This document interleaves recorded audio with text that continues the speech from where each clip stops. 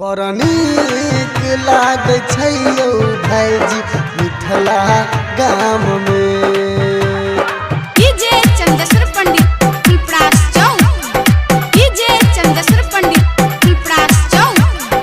अभी आप सुन रहे हैं जय मां काली रिकॉर्डिंग स्टूडियो फुलपरास चौक से। बड़ नीक लागै छै यौ भैया मिथिला गाम में। बड़ नीक लागै छै यौ भाईजी मिथिला गाम में।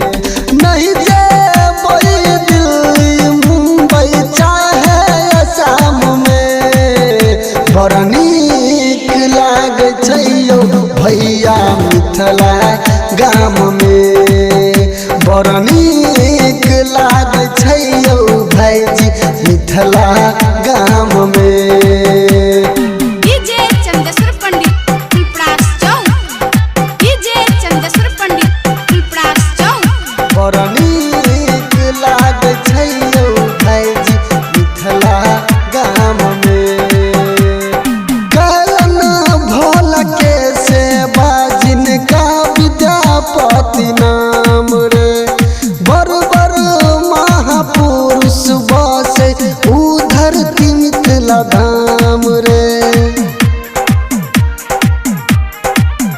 हाँ कलना भोला के सेवा जिनका विद्यापति नाम रे। बड़ बड़ महापुरुष बसे धरती मिथिला धाम रे। धरती मिथिला धाम रे। छोट बड़ के इज्जत रहे एक समान में। बड़ नीक लागै छै हो भैया मिथिला धाम में। बड़ नीक लागै छै हो भैया मिथिला गाम में। डीजे चंदेश्वर पंडित फुलपरास चौक, डीजे चंदेश्वर पंडित फुलपरास चौक। बड़ नीक लागै छै यौ भाईजी मिथिला गाम में। बहे छै पवित्र नदी कोसी कमला धार रे।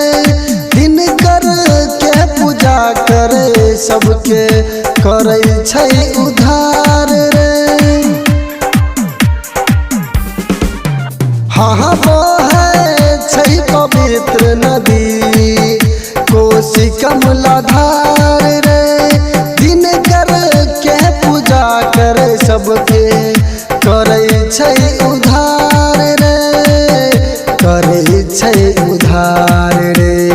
बसै छै मैया जानकी जनकपुरक धाम में। बड़ नीक लागै छै हो भैया मिथिला गाम में।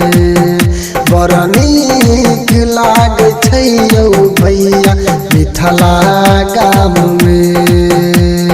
डीजे चंदेश्वर पंडित फुलपरास चौक, डीजे चंदेश्वर पंडित फुलपरास चौक। बड़ नीक लागै छै यौ भाईजी मिथिला गाम में। खाइ छी मरुआ माछ और खाइ छी पान रे। झुक के छोट बाबू सबके करे प्रणाम रे। हाँ खाइ छी मरुआ माछक और खाइ छी पान रे। झुक के छोट बाबू सबके करे प्रणाम रे। करे प्रणाम रे। जहिया से उगना बन के भोला एल गाम में।